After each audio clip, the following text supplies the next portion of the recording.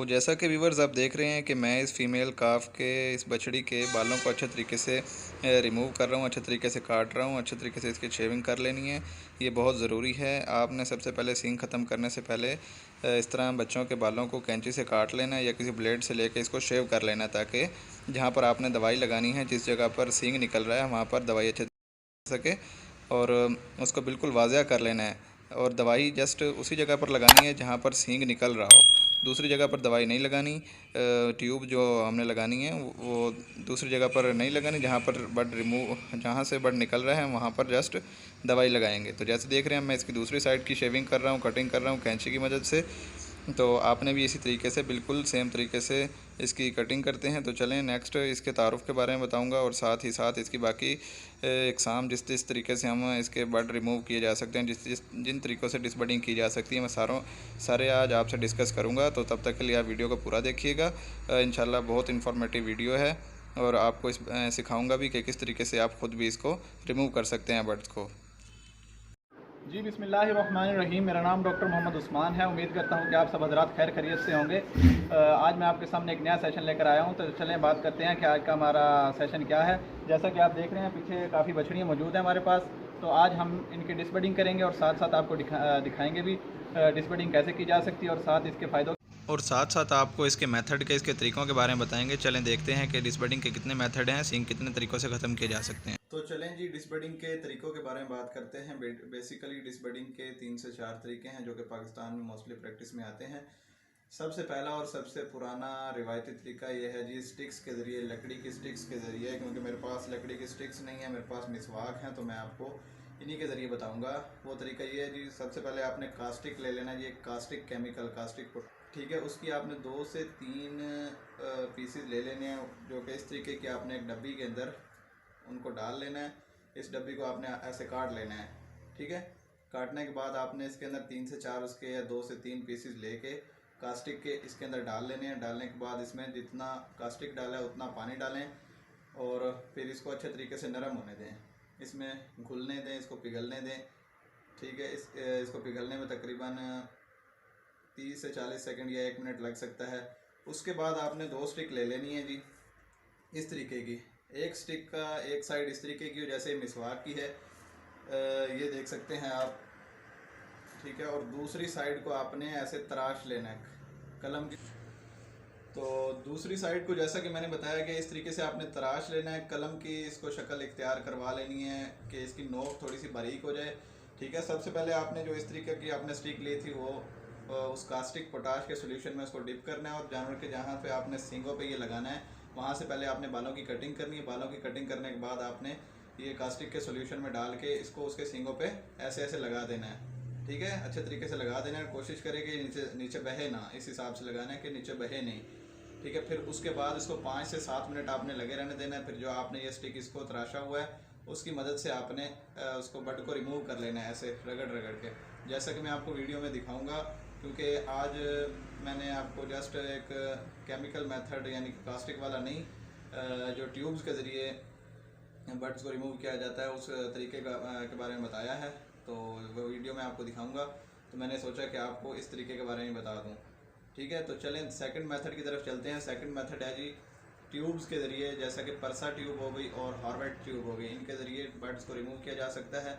उसका भी सेम ही मेथड है। इस तरीके जैसा आपने अभी ये देखा है जिस स्टिक्स वाला मेथड, मैंने ये भी आपको बताया सेम ही इसी तरीके से। उसमें जस्ट आपने ट्यूब लेनी है, ट्यूब लेके बच्चे के बड पे लगा देनी है। लगाने के बाद आपने जस्ट उसको भी 5 से 7 मिनट लगे रहने देना है। फिर उसको आपने किसी भी फॉर्सेप या कैंची की मदद से या कोई आपके पास लकड़ी या कुछ भी हो उसकी मदद से 5 से 7 मिनट बाद उसको भी रगड़ देना है ऐसे ऐसे और बड को रिमूव कर देना है बिल्कुल, ठीक है। और तीसरा मेथड है जी इसका इलेक्ट्रिक डिहॉर्नर, ठीक है। उसमें आप जस्ट कोई अगर बच्चा फ़र्ज़ करें कि रह गया है 3 से 4 वीक की एज से ज़्यादा हो गया या 4 से 5 मंथ का हो गया, 3 से 4 मंथ का हो गया, उसके बड एक्चुअली जो है ना वो सख्त हो जाते हैं, वो कास्टिक के ज़रिए या ट्यूब्स के ज़रिए ख़त्म नहीं किए जा सकते। वो भी मैं आपको इंशाल्लाह किसी वीडियो में दिखाऊंगा, क्योंकि मैं डेली बेसिस पे इस तरह के केसेस करता रहता हूँ। तो उसमें आपने जस्ट इलेक्ट्रिक डिहार्नर होता है, उससे भी आप उसको बड को रिमूव कर सकते हैं। इनिशियल स्टेज में, यानी कि 3 से 4 मंथ की या 5 मंथ की, मैंने 7-8 मंथ वाली के भी किए हुए हैं। तो और एक है जी हॉट आयरन। हॉट आयरन मतलब है कि लोहा होता है, इस तरीके का रॉड लगा लें, जैसे कि ये मिसवाक है या स्टिक लगा लें, उसके ऊपर मोस्टली एक गोल सा लोहा लगा होता है या नट लगा होता है, नट या बोल्ट, कोई भी इस तरीके की चीज़, भारी चीज़ लगी होती है। उसको हम आग में रखते हैं। आग में इस हद तक गर्म करना है कि बिल्कुल सुर्ख हो जाए। सुर्ख होने के बाद हमने जहाँ पर पहले जैसे तरीके से मैंने बताया कि बालों को रिमूव कर लेना है दोनों साइडों के, ठीक है। फिर ये हॉट आयरन जो है, या ये मेरे पास क्योंकि लकड़ी है, तो इस तरीके का आपने गर्म लोहा उसके सींगों पे सेंटर पे रख के लगा के और ऐसे ऐसे हल्का हल्का घुमा देना है। इससे उसका बट जो है वो जल जाएगा और वो इजीली रिमूव हो जाएगा। तो ये 3 से 4 तरीके हैं जो कि पाकिस्तान में मोस्टली प्रैक्टिस में आते हैं। तो मैंने सोचा कि आपसे शेयर करूं। बेसिकली फार्म पे इतनी ज़्यादा लंबी वीडियो बनाने का टाइम नहीं होता, तो मैंने सोचा कि डिटेल में आपको यहाँ पे आके बता दिया जाए। तो चलें, एक छोटी सी रिक्वेस्ट है, अगर जिन भाइयों ने हमारा चैनल सब्सक्राइब नहीं किया, चैनल को सब्सक्राइब करें, लाइक करें और शेयर करें, साथ बेल आइकन पर प्रेस करें ताकि हमारी हर नई आने वाली वीडियो आप तक पहुँचे। तो जैसा कि व्यूअर्स मैंने आपको पहले भी बताया कि बालों की आपने अच्छे तरीके से शेविंग कर लेनी है, बालों को रिमूव कर लेना है दवाई लगाने से पहले। तो जैसे मैं अब शेव कर रहा हूँ और आपको दिखाने का बार बार मकसद ये है कि आपको पता चल जाए और आप अच्छे तरीके से सीख जाएं। तो चलते हैं कि नेक्स्ट हम इसके ऊपर सींगों पे दवाई कैसे लगाते हैं और आपको भी दिखाते हैं कि आपने ख़ुद कैसे करना है।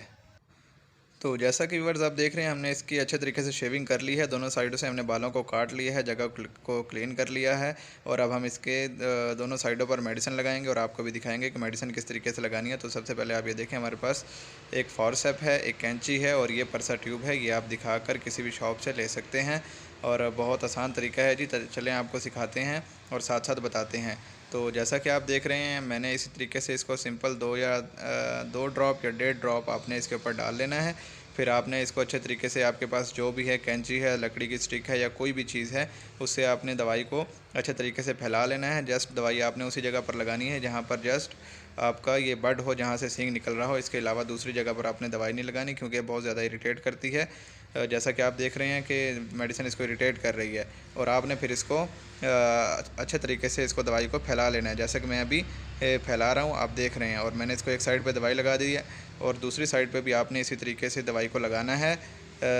और फिर आपने 5 से 7 मिनट का इसको टाइम देना है, ताकि बड इसके अच्छे तरीके से कच्चे हो जाएं, इसके सींग बिल्कुल नरम पड़ जाएं, और हम इसको फिर बाद में किसी भी चीज़ से, लकड़ी या फॉरसेप किसी भी चीज़ से इसको रिमूव कर देंगे।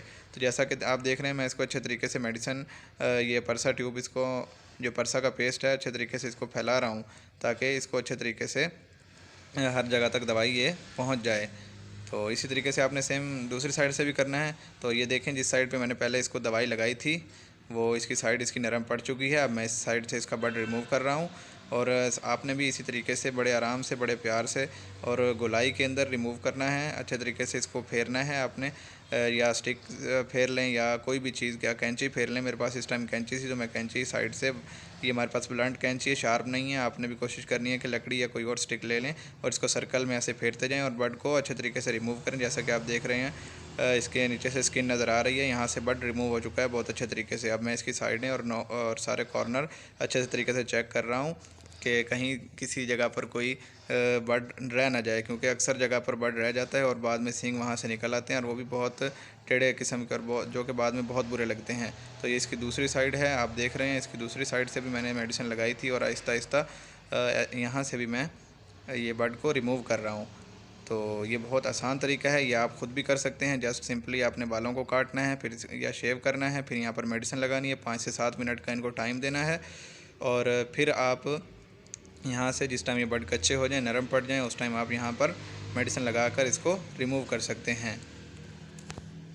तो ये देखें व्यूअर्स, इसकी ये दूसरी साइड भी बिल्कुल क्लीन हो चुकी है, बिल्कुल साफ़ हो चुकी है, और अब इसकी बड्स जो हैं वो हमने रिमूव कर दी हैं। और बाद में आपने ये करना है कि बाद में इसके सींगों पर टिंचर आयोडीन या पायोडीन, या आपके पास कोई स्प्रे है एंटीसेप्टिक, या कोई भी आपके पास पॉलीफैक्स की ट्यूब है, या सिंपल अगर कुछ भी नहीं है तो आप सरसों का ऑयल भी इसके सींगों पर लगा सकते हैं, ताकि बाद में किसी किस्म का इन्फेक्शन या मक्खी बैठने से कोई इन्फेक्शन या कीड़े वगैरह ना पड़ें।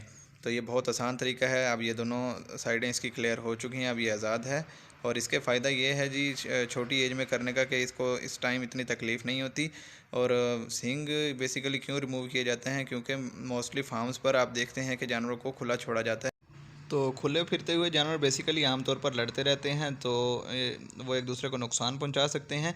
तो सींग ख़त्म करवाने का एक सबसे बड़ा फ़ायदा ये होता है कि अगर आपके जानवर खुले हुए हैं तो वो एक दूसरे से लड़ें भी तो उनसे एक दूसरे को नुकसान नहीं पहुंचा सकते। अगर इसका एक ये फ़ायदा ये भी होता है कि अगर आप ख़ुद भी जानवर को चारा डाल रहे हैं या कुछ और आपके जानवर के सींग हैं तो वो आपको भी नुकसान पहुंचा सकता है अगर आपके जानवर का टेम्परेमेंट एग्रेसिव है, अगर वो गुस्से वाला है। और दूसरा ये कि बगैर सींगों वाले जानवर की मार्केट वैल्यू सींगों वाले जानवर से ज़्यादा है। तो एक तो जानवर इससे खूबसूरत भी लगता है, दूसरा इसकी मार्केट वैल्यू भी उससे ज़्यादा है। और उम्मीद करता हूँ कि आपको पता चल गया होगा कि डिसबर्डिंग कैसे करते हैं। आपको वीडियो पसंद आई होगी। तब तक के लिए अपना ख्याल रखिएगा, 5 वक्त की नमाज़ अदा कीजिएगा। तब तक के लिए अल्लाह हाफ़िज़। इंशाल्लाह मिलता रहेंगे नेक्स्ट वीडियो में।